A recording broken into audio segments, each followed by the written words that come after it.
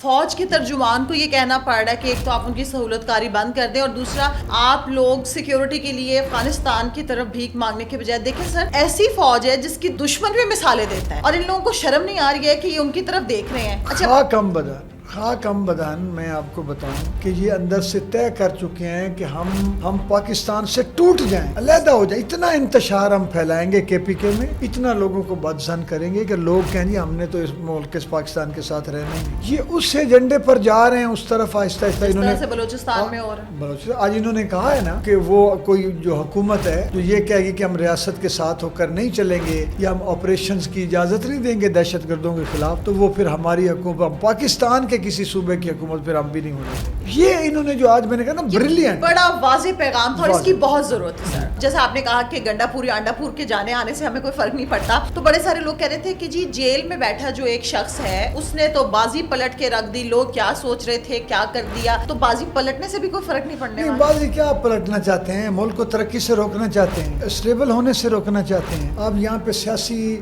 بحران پیدا کرنا چاہتے ہیں, آپ چاہتے ہیں کہ پاکستان جو ہے بھارت کے ہاتھوں شکست کھا جائے, دہشت گردوں کے ہاتھوں تباہ و برباد ہو جائے. کون سی بازی تو پھر یہی ہے نا. تو یہ جن کے لیڈر ہی یہ ہو, کیا انہوں نے کیا پارٹی ہے, وہ پارٹی ہے ہی نہیں. بشرا بی بی نے نا شاید آج بیان دیا تھا عدالت میں, تو اس میں ٹکٹس پڑھی تھی, اس میں وہ کہہ رہی تھی کہ میں مکمل طور پر ایک مذہبی گھریلو خاتون ہوں, میں نے کبھی سیاست کیا. نہیں, مجھے مذہبی گھریلو خاتون کا میں ایک سماجی سطح پہ بات کرتا ہوں, نفسیاتی سطح پہ کرتا ہوں. طلاق لے کر شادی کرنا ہمارے معاشرے میں سماج میں کوئی اس کو بہت اچھا نہیں سمجھا. تو آپ نے کیا سوچ کے یہ حرکت کی؟ اگر آپ کے اس مائنڈ سیٹ کی اسٹڈی کی جائے بطور سائیکولوجسٹ کہ یہ کیا مائنڈ سیٹ تھا جس نے آپ کو ایک اچھے جوان بیٹے ہیں آپ کے, اور جو آج صرف یہ بھی نہیں کہ اپنے بچے ہیں, مطلب پوتے پوتیاں نواسیاں, تو آپ نے کس دادی اماں نے کیا سوچ کر ایک جس بندے کا بیک گراؤنڈ ایک پلے بوائے کا تھا اور جو 2 پہلے شادیاں کر چکا تھا اور ایک بیوی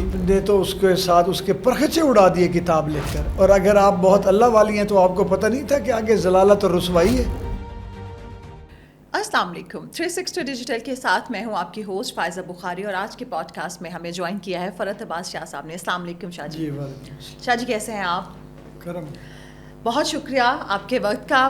اچھا شاہ جی, آج ایک اہم پریس کانفرنس جس کا ہم سب لوگوں کو بے چینی بے صبری سے انتظار تھا. کہا گیا تھا کہ 2:30 بجے کے لگ بھگ D G I S P R Ahmad Sharif Chaudhry sahab نے ایک اہم پریسر کرنی ہے.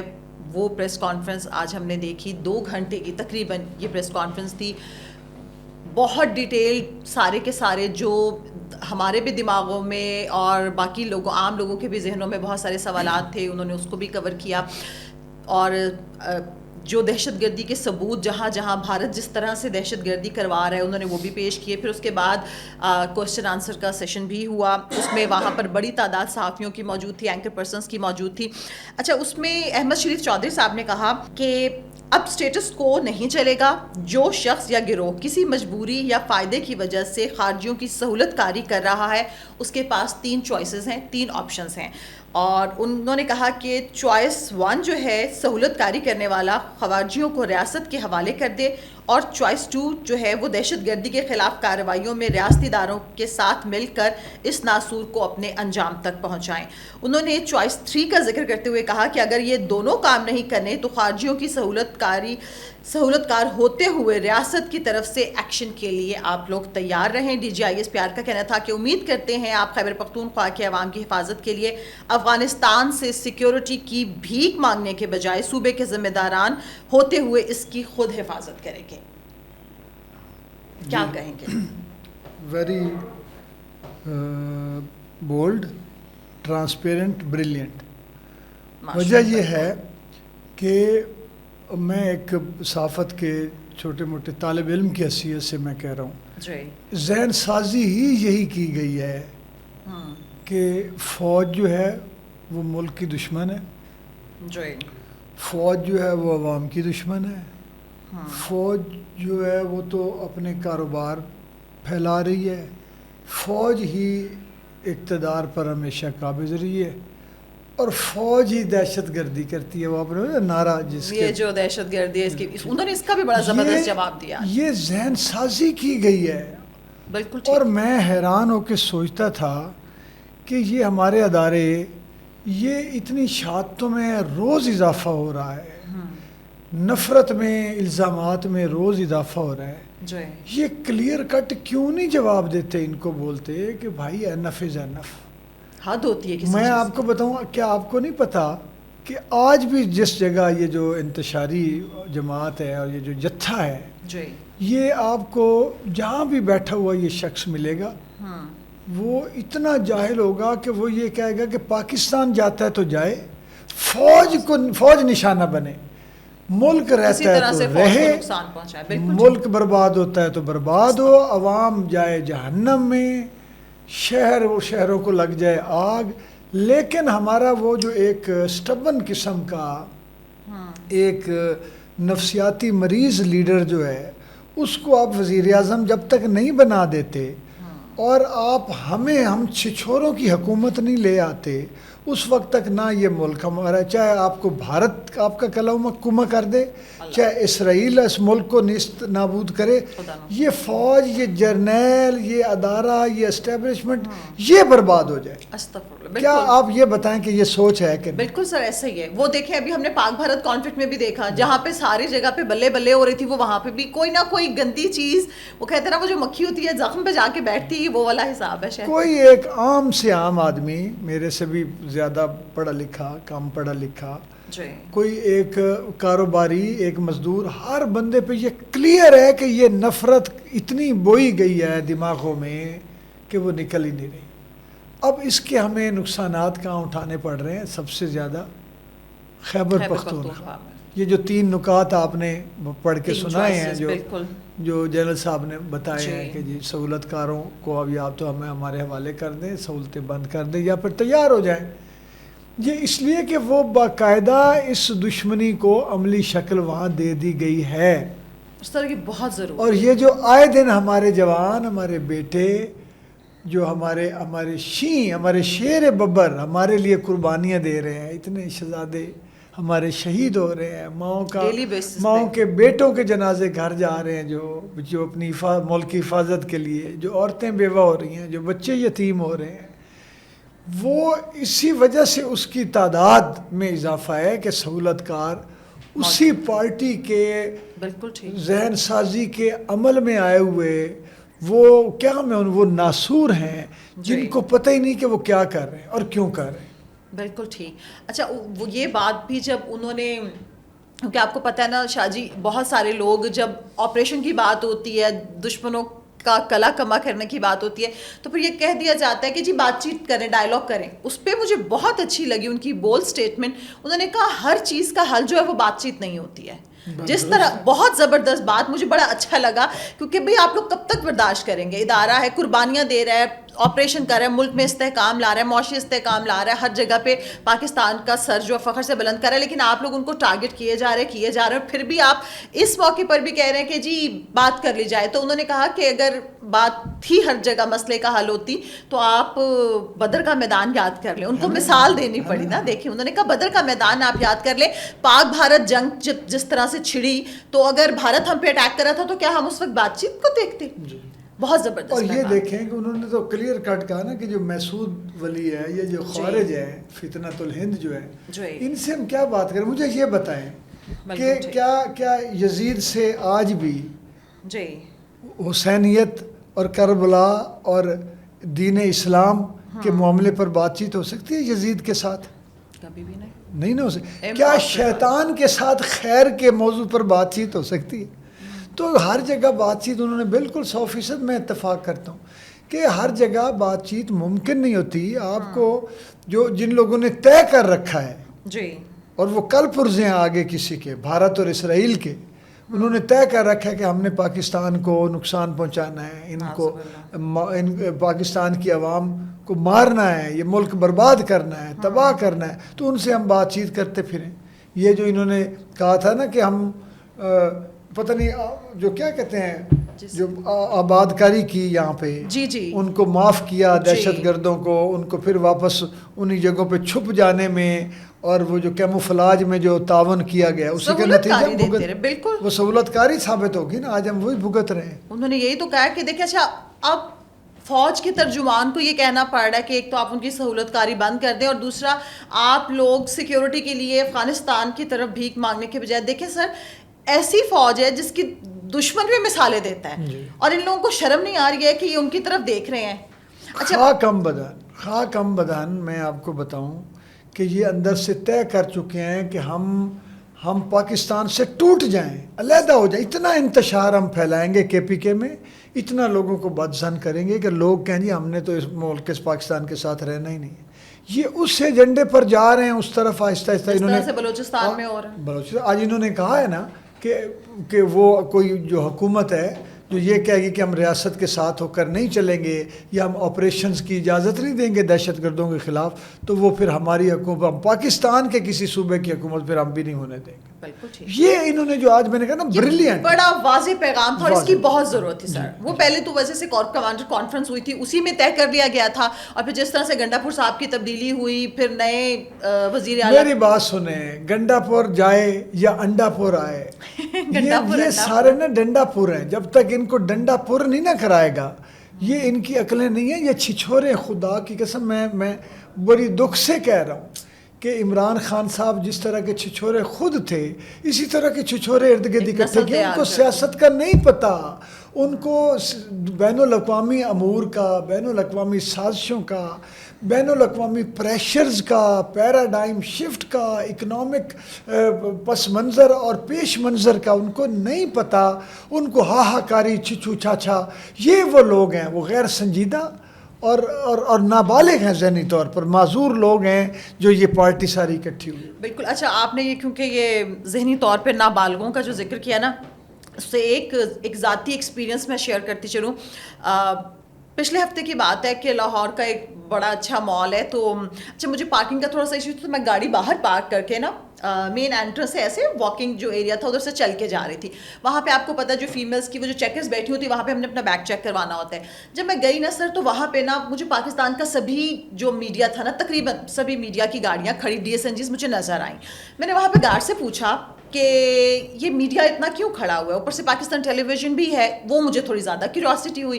اس نے مجھے کہا کہ میم منسٹر آ رہا ہے. تو میں نے کہا، اب میرے پیچھے بھی نا ساتھ میں کیو میں 2 لڑکیاں جا رہی تھی. ایک نے اسکارف لیا ہوا تھا، تو ینگ لگ رہی تھی، کالج یونیورسٹی کی. تو میں نے کہا کون سا منسٹر آ رہا ہے؟ اس نے مجھے کہا گارڈ نے کہ احسن اقبال صاحب آ رہے ہیں نا. میں نے کہا اچھا. اب میں بھی وہ جو جتنا ایریا تھا وہ ہم نے جانا تو تھا نا، تو وہ انہوں نے بھی یہ بات سنی کہ میں نے اس سے سوال کیا ہے. تو وہ لڑکیوں نے ان سے کہا کہ اس نے ایک نے کہا یہ کیا کہہ رہا تھا، میڈیا کیوں کھڑا ہے؟ تو دوسری نے کہا کہ وہ کہہ رہا ہے منسٹر آ رہا ہے. تو اب مجھے بھی ان کی باتیں تو آہستہ آہستہ چل رہے تھے تو سنائی تو دے رہی تھی. تو وہ آگے سے کہتی ہے احسن اقبال، وہ کہتی ہے مجھے نہیں پتا کون ہے. تو وہ کہتی ہے میں تو ایک ہی لیڈر کو جانتی ہوں. تو وہ کہتی ہے تھوڑا سا ان کی طرف بھی دھیان دو. دوسری لڑکی نے اس کو کہا. تو آپ یقین کریں یہ جو باتیں ہم سنتے تھے نا کہ اللہ معافی عمران کو وہ جس طرح سے ملاتے تھے، کہتی ہے اگر میں اس کے علاوہ کسی اور لیڈر کے بارے میں سوچوں تو میرا تو ایمان ہی نہیں ہے. تو یہ میں نے اپنے منہ سے کانوں سے سنا.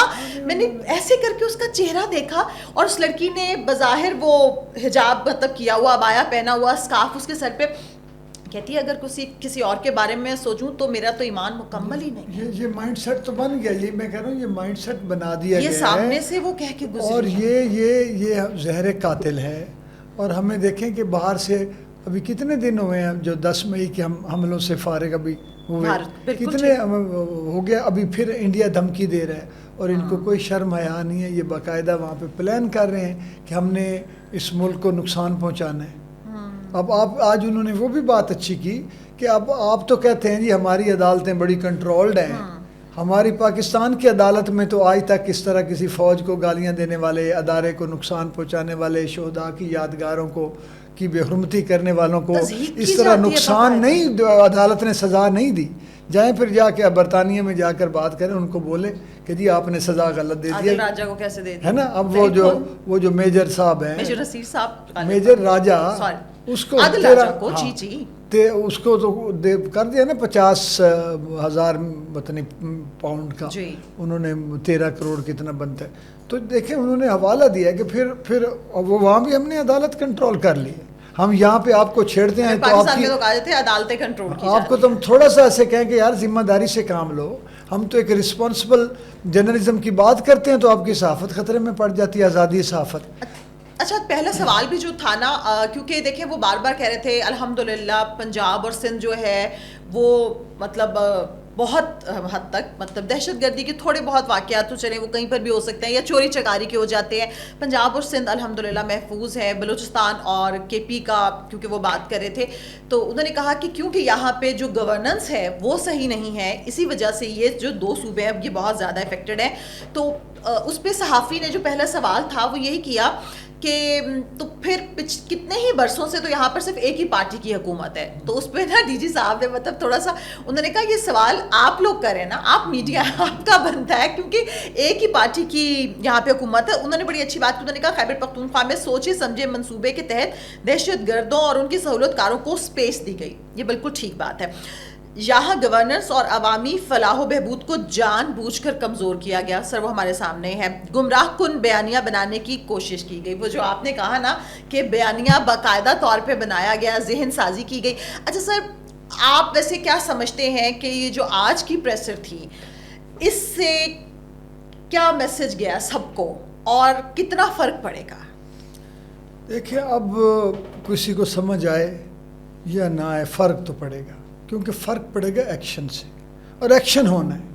یہ ایکچولی یہ ہمارے جو جنرل صاحب ہیں احمد شریف چودھری صاحب, جب یہ کوئی بات کرتے ہیں تو وہ بات جو ہے نا میں تو دیکھ رہا ہوتا ہوں کہ یہ اس کے کہاں کہاں تک اثرات مرتب ہوں گے اور یہ کیا کیا اس وقت جو ہے وہ طے کیا جا چکا ہے.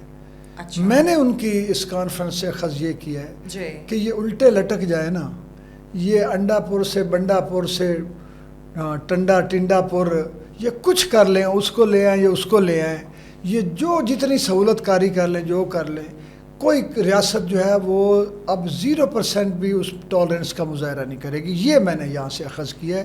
یہ تیار ہو جائیں, یہ ان کے ساتھ اب قانون کے آہنی ہاتھ سے نپٹا جائے گا اور ریاست اپنے آئین اپنی رٹ کو اب ان پر قائم کر کے دکھائے گی.